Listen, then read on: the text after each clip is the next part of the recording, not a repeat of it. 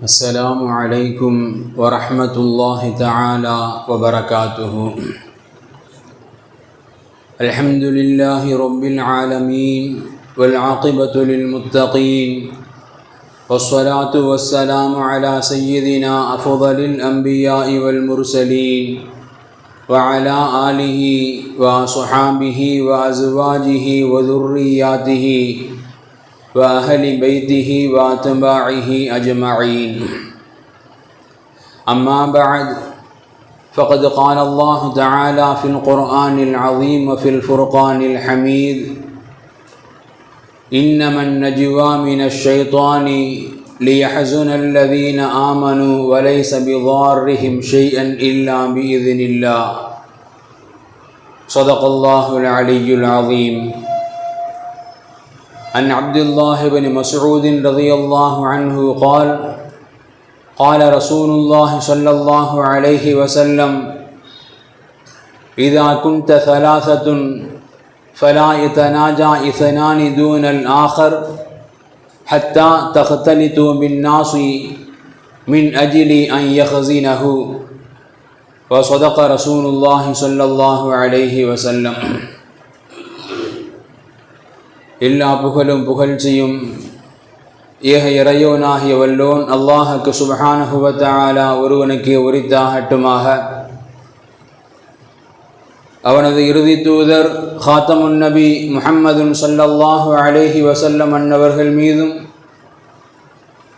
அன்னாரது வாழ்க்கை வழிமுறைகளை தங்களது வாழ்வின் எல்லா நிலைகளிலும் கடைபிடித்து வந்த உத்தம சத்திய சஹாபாக்கள், தாபிஈன்கள், தபஉ தாபிஈன்கள், அக்தாபுகள், அவுலியாக்கள், நல்லோர்கள், நாதாக்கள், மேலும் உலகளாவிய முஸ்லிம்கள் குறிப்பாக நம் அனைவர்கள் மீதும் வல்ல ரஹ்மானின் அன்பும் அருளும் என்றென்றும் நிறைவாக உண்டாவதாக. ஆமீன்.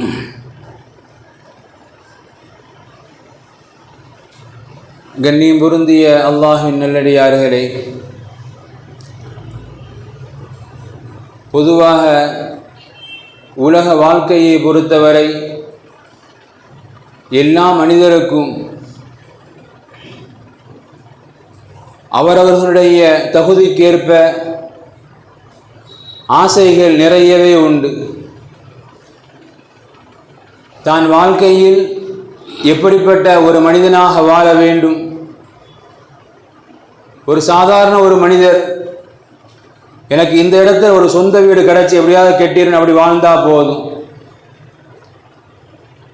இன்னும் சில பேர் என் பிள்ளைகளை ஒரு நல்ல இடத்துல கெட்டி கொடுத்துட்டா போதும், எனக்கு நிம்மதியாக இருக்கும். ஆக இப்படி மனிதர்களுடைய தகுதிகளுக்கேற்ப எல்லா மனிதர்களுக்கும் ஆசைகள் உண்டு. இப்படி வாழ்ந்தால் அது நிம்மதியான வாழ்க்கை, இப்படி வாழ்ந்தால் அது சந்தோஷமான வாழ்க்கை என்கின்ற ஆசைகளும் அளவுகோலும் எல்லா மனிதர்களுக்கும் உண்டு. அல்லாஹ்வுக்கு சுப்ஹானஹு வ தஆலா முஃமின்களை பார்த்து நாம் எப்படிப்பட்ட வாழ்க்கையை வாழ வேண்டும், எப்படிப்பட்ட மனிதர்களாக நாம் வாழ்ந்தால் நம் வாழ்க்கை சிறந்ததொரு வாழ்க்கை என்கின்ற கருத்தை அல்லாஹும் ரசூலும் தனது கூற்றின் மூலமாக இந்த சமுதாயத்திற்கு உறக்கவே சொல்லி காட்டுறாங்க. இந்த ஈமான்தாரிகளை பொறுத்தவரை அல்ஹம்துலில்லாஹ் இபாதத்துகளின் ரீதியாக, வணக்க வழிபாட்டின் ரீதியாக, கொடுக்கல் வாங்கல் ரீதியாக ஓரளவு மார்க்கத்தை தெரிந்திருக்கக்கூடிய நன்மக்கள் அந்த வாழ்க்கை வழிமுறைகளை பின்பற்றித்தான் வாழ்ந்து வருகின்றோம் என்றாலும் கூட ஒரு உண்மை மூமினாக நமது வாழ்க்கை எப்படி வாழ்ந்தால் அந்த வாழ்க்கை அர்த்தமுள்ள வாழ்க்கையாக இருக்க பெறும் என்பதற்குண்டான ஒரு அடையாளமாக மார்க்கம் நமக்கு சில அளவுகோல்களை எடுத்துச் சொல்லும். குறிப்பாக இன்னைக்கு இந்த தன்மையில நம்மில் அநேகர்களை பார்ப்பது மிக மிக சிரமத்திற்குண்டான ஒரு காரியம். வாழ்க்கை நாம் எப்படிலாம் வாழணும்னு நினைக்கிறோம், ஆனால் எந்த ஒரு மனிதரும் எந்த ஒரு மனிதரும் யாரையும் சிரமப்படுத்தாத ஒரு வாழ்க்கையை வாழ வேண்டும் என்கின்ற அந்த உணர்வு, அந்த ஆசையில் நம்மில் யாருக்குமே பலருக்கும் இல்லை என்பதுதான் யதார்த்தம். எனது சொற்களினாலோ எனது செயல்களினாலோ பிறரை காயப்படுத்தாத ஒரு வாழ்க்கை மார்க்க நமக்கு சொல்லி காட்டும். நபிகள் பெருமானார் சொல்லி காட்டுவார்கள், ஒரு மூமினுக்கு உண்டான அழகிய பண்புகளில், இன்னும் சொல்ல போனால் ஹதீஸின் வார்த்தைகளில், பிறரை காயப்படுத்தாத அந்த ஒரு வாழ்க்கையை தான் உண்மையான ஈமானுக்குண்டான வாழ்க்கை என்பதாக கூட நபிகள் பெருமானார் ஸல்லல்லாஹு அலைஹி வஸல்லம் அவர்கள் தனது கருத்தின் வாயிலாக, தனது சொற்களின் வாயிலாக மிக தெளிவாக எடுத்துச் சொல்வாங்க. எப்படியெல்லாம் வாழ ஆசைப்பட நினைக்கக்கூடிய நாம், இப்படி வாழ்ந்தால் சந்தோஷமாக இருக்கலாம், இப்படி வாழ்ந்தால் நிம்மதியாக இருக்கலாம் என்று எப்படியெல்லாமோ கனவு காணக்கூடிய நாம், ஒரு மூமினாக பிறரை சிரமப்படுத்தாத, பிறரை காயப்படுத்தாத ஒரு வாழ்க்கையை நான் வாழ வேண்டும் என்கின்ற ஆசை, அப்படிப்பட்ட வாழ்க்கை இன்னைக்கு வாழ முடியவில்லை என்பது வேறு. அப்படிப்பட்ட வாழ்க்கையை வாழ வேண்டும் என்கின்ற ஒரு முயற்சியோ ஒரு ஆசையோ இல்லை என்பதுதான் நமது வாழ்வினுடைய யதார்த்த ஒரு சூழ்நிலை.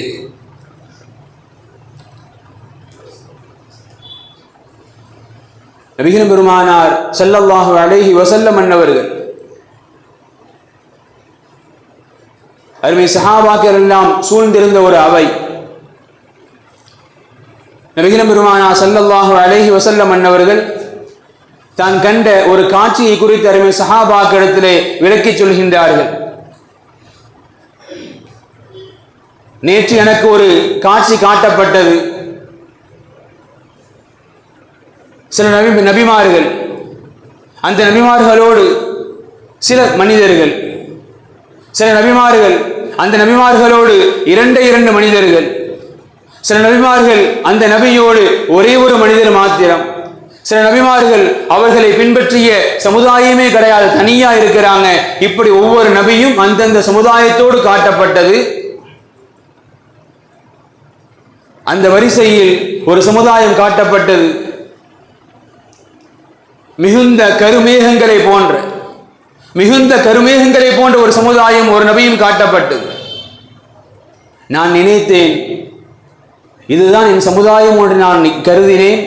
அல்லாஹ் எனக்கு சொல்லி காட்டினா, இது நீங்க இல்லை, உங்க சமுதாயம் இல்லை, இது நபினா மூசா அலைஹிஸ்ஸலாம் மன்னவர்களும் அவர்களை ஏற்றுக்கொண்டவர்களும்.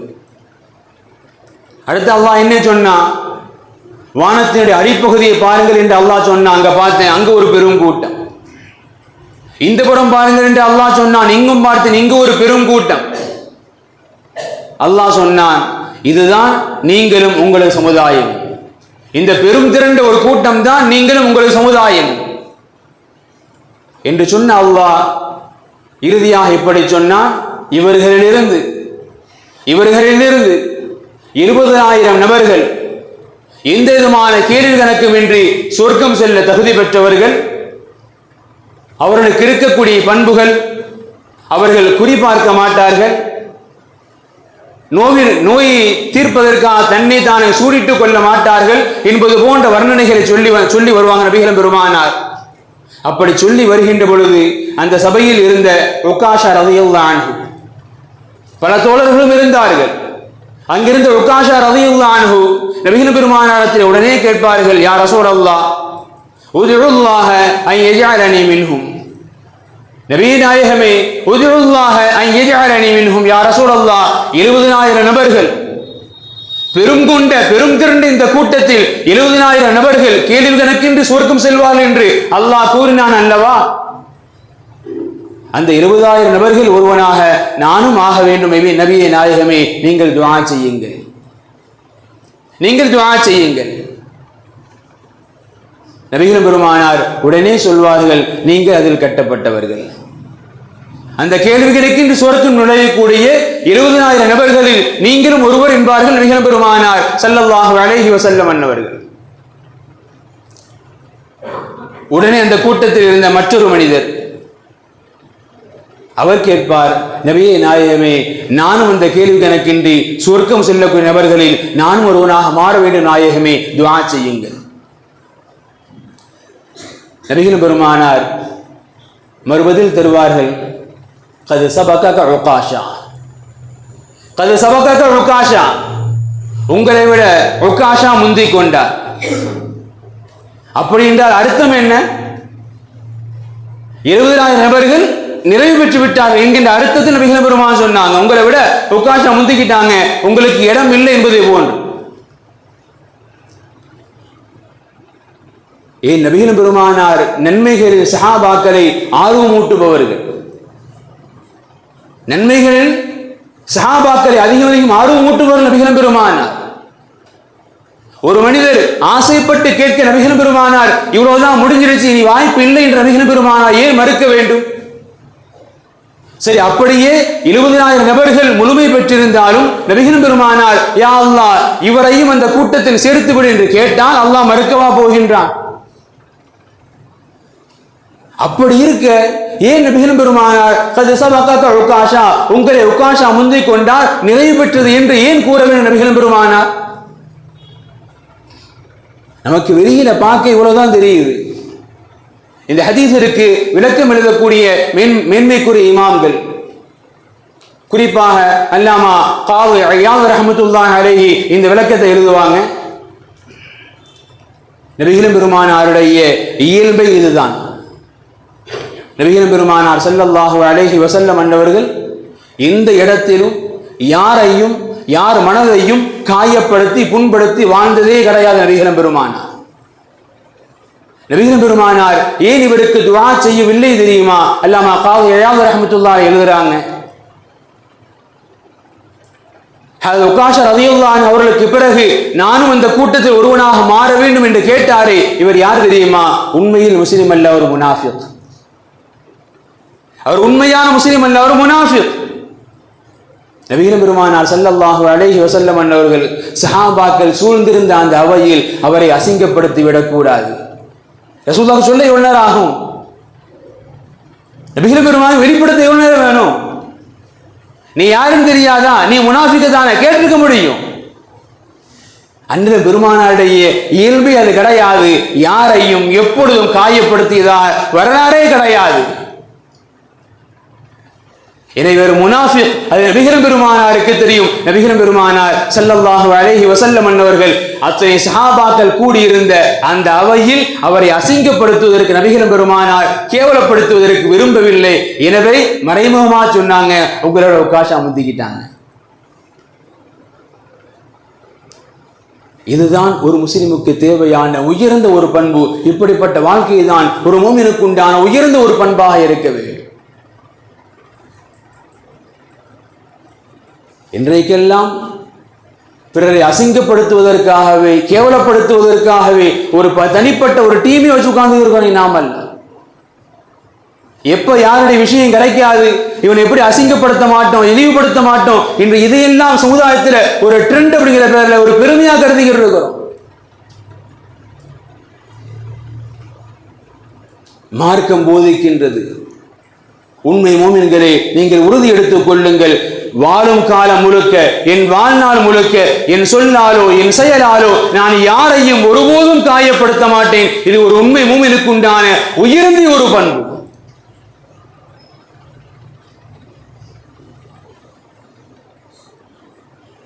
நபிகள் பெருமானார் ஸல்லல்லாஹு அலைஹி வஸல்லம் அன்னவர்கள் நமது வாழ்வினுடைய ஒவ்வொரு செயல்பாடுகளையும் பார்த்து பார்த்து செயல்படுத்த சொன்னாங்க.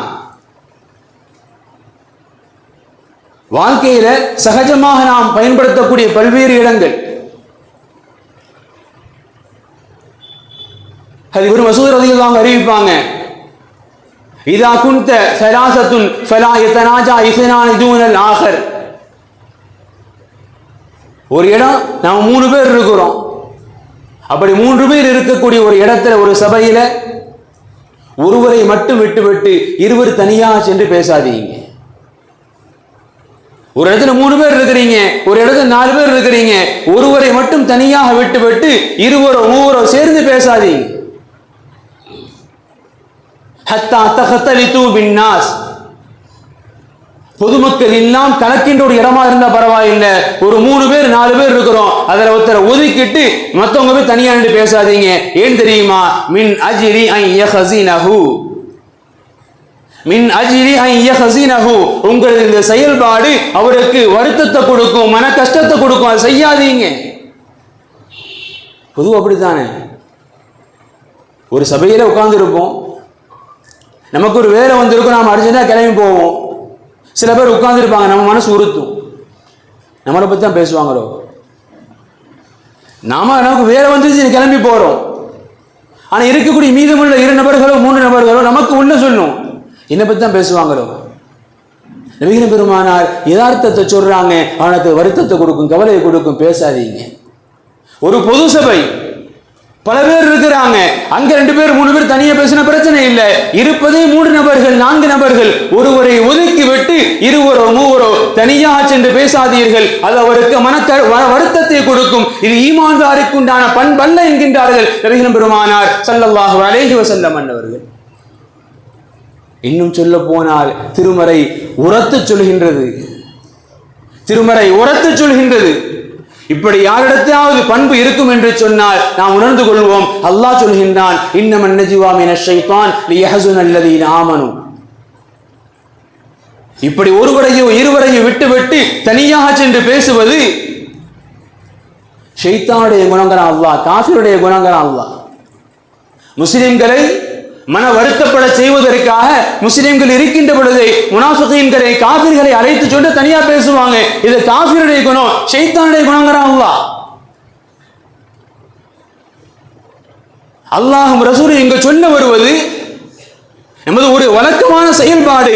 அந்த செயல்பாட்டின் மூலமாக உனது சகோதரருடைய மனம் காயப்படும், வருத்தப்படும் என்று சொன்னால் அதை செய்யாதே. அதை செய்வது மூமினுக்குண்டான அழகிய பண்பல்ல, அழகிய இயல்பல்ல. நபிகள் பெருமானார் ஸல்லல்லாஹு அலைஹி வஸல்லம் அவர்கள் தெளிவாக எடுத்து சொல்றாங்க.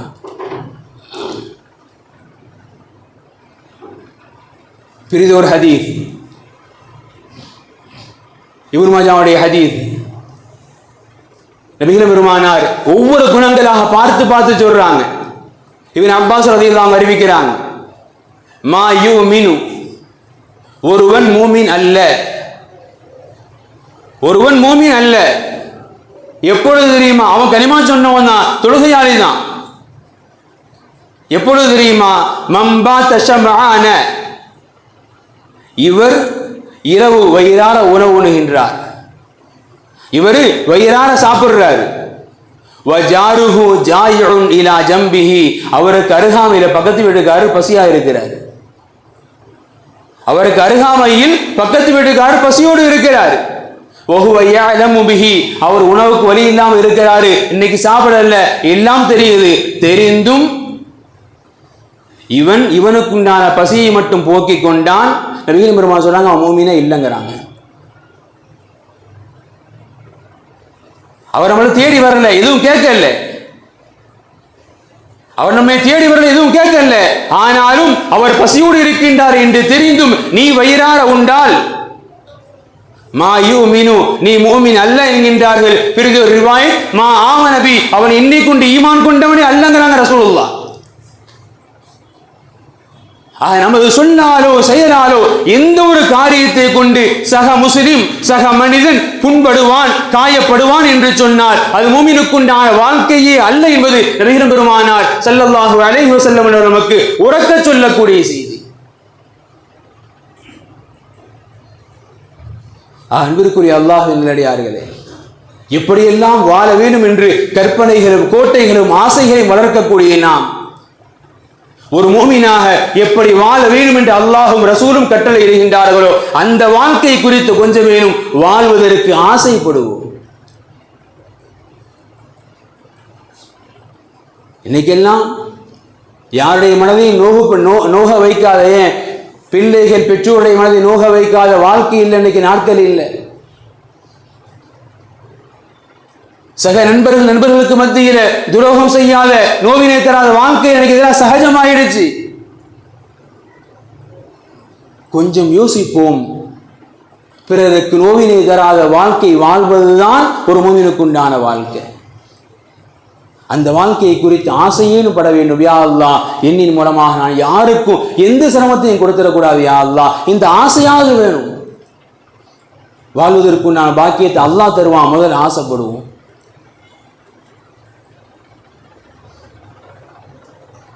நபிகள் பெருமானார் வாழ்க்கையினுடைய ஒவ்வொரு காரியங்களையும், நபிகள் பெருமானார் பணியாட்களை குறித்து நபிகள் பெருமானார் பேசுறாங்க.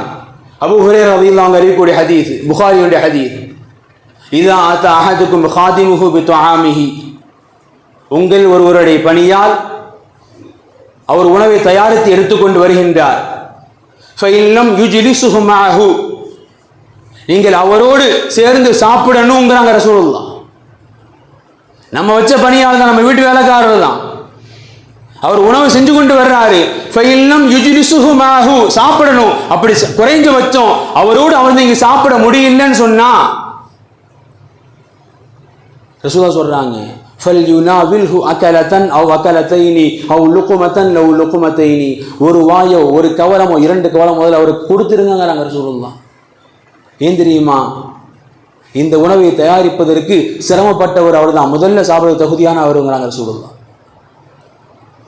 இந்த உணவை சாப்பிடுவதற்கு முதல்ல தகுதி உள்ளவர் அவர். காரணம், அவர் தான் வெக்கையர் நின்றாரு, அவர் தான் சிரமப்பட்டாரு. எனவே அவருக்கு நீங்கள் முதல்ல கண்ணியப்படுத்துங்கள், ஆசுவாசப்படுத்துங்க, அவரை மதிக்க பழகுங்க சொல்லலாம். அவன் வேலையாள் தானே, நம்ம வச்சது மிச்சத்தை அவன் சாப்பிடட்டுமே, இதான் நம்முடைய பார்வை. அவன் வேலையாளு, நாங்க சாப்பிட்டு வைக்கணும், மிச்சத்தை அவன் சாப்பிடணும், இது நம்முடைய பார்வை. இஸ்லாம் சொல்லுகின்றது, நீ சுகமா உட்கார்ந்து இருக்க, உனக்குண்டான உணவு அவன் தயாரிக்கிறான், அவனை மதிக்க பழகு, அவனை கண்ணியப்படுத்த பழகு. அவன் பணியாள் என்பதனால் நீ வச்சத மிச்சத்தை எச்சத்தை சாப்பிடணும் கிடையாது. இன்னைக்கு பணியால் விட்டுருவோம், இன்று பணி நபர்களை விட்டு விடுவோம். இன்னைக்கு எத்தனை இல்லைங்கல்ல, மனைவிமார சமைக்கிறாங்க, பெண் சமைக்கிறாங்க, ஆண் சாப்பிட்டதுக்கு அப்புறம் தான் பெண்ணை சாப்பிட வர்றாங்க. எத்தனை இல்லைங்க நடக்குதா? இன்னைக்கு முதல்ல ஆண்கள் சாப்பிடட்டும், அப்புறம் பெண்கள் சாப்பிடுங்க. சமைத்தவர்கள் அவர்கள், மார்க்கம் சொல்லுகின்றது அவர்களை ஒதுக்காதீர்கள். அதற்குண்டான முழுமையான உரிமை படைத்தவர்கள் அவர்கள், அவர்களை கண்ணியப்படுத்த பழகுங்கள்.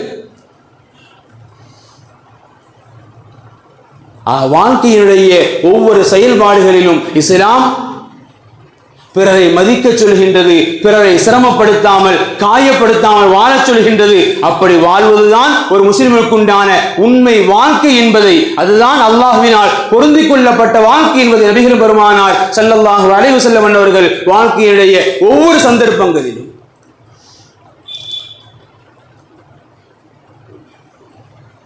நபிகள் பெருமானார் பிரிதொரு ஹதீஸை இப்படி சொல்லி தருவாங்க. ஹதீஸ் இப்னு அப்பாஸ் ரலியல்லாஹு அறிவிப்பாங்க, லா ததீமுன் நஸர இலல் மஜ்தூமீன், உங்களது பார்வைகளை நீட்டிக்கொண்டே இருக்காதீர்கள். லா ததீமுன் நஸர, உங்களது பார்வைகளை நீட்டிக்கொண்டே இருக்காதீர்கள். யாரை பார்த்து? இலல் மஜ்தூமீன், உடல் உறுப்புகள் சூம்பி போனவர்கள், பாதிப்படைந்தவர்களை பார்த்து நீங்க பார்த்துக்கிட்டே இருக்காதீங்க. காரணம், அது அவங்களுக்கு ஒரு குற்ற உணர்ச்சியை கொடுக்கும். எல்லோருக்கும் எல்லாம் சரியாக இருக்கின்றது, ஒரு சிலர்களுக்கு அல்லாஹ் உறுப்புகளை குறைய வச்சிடறான். நாம எதுவும் செய்யல, பார்க்க தான் செய்யறோம். பார்த்தோம், பார்வை மறுபக்கம் திருப்பிக் கொள்ள வேண்டும். ததீமுன் நவர், தொடர்ந்து பார்க்காதீங்க, அந்த பார்வை நீட்டிக்காதீங்க. அப்படி நீட்டிப்பது அவர்களுக்கு வேதனை கொடுக்கும். பாரு, நம்ம ஒரு மாதிரி இருக்க போது அப்படி பார்க்கிறாங்க, நம்ம கிட்ட குறை இருக்க போது இப்படி பார்க்கிறாங்க, அவர்களுக்கு ஒரு மனக்குமரனை உருவாக்கும். அந்த செயலை நீங்க செய்யாதீங்க, ரசூலுல்லாஹ் சொல்லி காட்டுறாங்க. மார்க்கம் எந்த இடத்திலும் எந்த காரணத்தை கொண்டும் பிறர்களை ஏளனமாக பார்ப்பதற்கோ மதிப்பதற்கோ இஸ்லாம் ஒருபோதும் நமக்கு அனுமதி தரவில்லை. மாறாக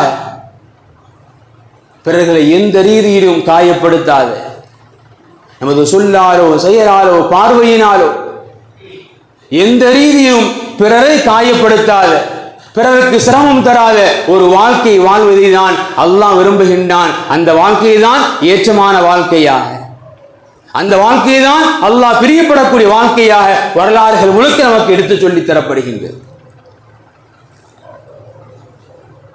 நமக்கு தெரியும், நபிகள் பெருமானார் ஸல்லல்லாஹு அலைஹி வஸல்லம் அன்னவர்களை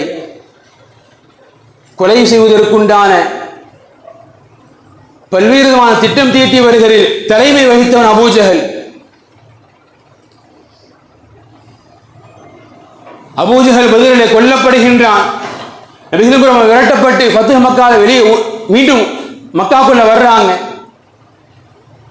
அப்படி வருகின்றார் என்கின்ற செய்தியை கேள்விப்படுகின்ற பொழுது அபூஜஹலுடைய மகன் இக்ரிமா ரலியல்லாஹு அன்ஹு மக்கா நகர காலி பண்ணிட்டு ஷாமுக்கு போயிட்டாங்க. என் தந்தை நபிகள் பெருமானாருக்கு செய்த கொடூரங்கள் ஒன்று இரண்டு அல்ல, எனவே இங்கு இருந்தா நம்மால் நிம்மதியாக வாழ முடியாது நினைச்சு ஷாமுக்கு போயிட்டாங்க. இக்ரிமாவுடைய மனைவி வந்து கேட்பாங்க, யார சொல்லலாம், உயிருக்கு பயந்து என் கணவர் ஓடிட்டார், யார சொல்லலாம், அவருக்கு நீங்க கொஞ்சம் பாதுகாப்பு தரணும், உயிருக்கு நீங்க அனுமதி தரணும். நபிகள் பெருமானார் ஸல்லல்லாஹு அலைஹி வஸல்லம் அவர்கள் அனுமதி கொடுத்தாங்க, உள்ள வர சொல்லுங்க, அவருக்கு உயிருக்கு எந்த பாதகமும் நடக்காது, நீங்க தைரியமா வர சொல்லுங்க. போய் கூப்பிட்டு தேடி பிடிச்சு கூப்பிட்டு வந்துட்டாங்க. அழைத்து வரப்படுகின்றது. அதற்கு முன்பாக நபிகள் பெருமானார் ஸல்லல்லாஹு அலைஹி வஸல்லம் அவர்கள் எல்லா சஹாபாக்களையும் சொன்னாங்க, யஅதீக்கும் இக்ரிமத முஹாஜிரன், அபூஜஹலுடைய மகன் தான், இக்ரிமா தான், இப்போ நமக்கு பயந்து ஊரை காலி பண்ணிட்டு போயிட்டு முஹாஜிரா திரும்பி வர்றாரு. எனவே தயவு கூர்ந்து ஃபலா தசுப்பு அபாஹு, அவருக்கு முன்பாக அவரது தந்தை காஃபிர் தான், நமக்கு நிறைய துரோகம் செஞ்சவர் தான், அவரை திட்டிராதீங்க. ஃபலா தசுப்பு அபாஹு, அவரை தந்தை நீங்கள் ஒருபோதும் திட்டி விடாதீர்கள். ஃபஇன்ன ஸப்பல் மய்யிதி யூதில் ஹய்ய, நீங்கள் மையத்தை திட்டுவது உயிரோடு இருக்கக்கூடிய அவரது மகனுக்கு தான் வருத்தத்தை கொடுக்கும், திட்டாதீங்க. அபூஜஹல் வரலாறு முழுக்க பேசப்படுகின்றான், இன்றும் பேசுகின்றோம், திட்டப்படுகின்றான். ஆனால் வாழ்ந்த நபிகள் பெருமானார் சஹாபாக்கள் சொன்னாங்க, அபூஜஹலை திட்டாதீங்க, அது இக்ரிமாவுக்கு வருத்தத்தை கொடுக்கும்.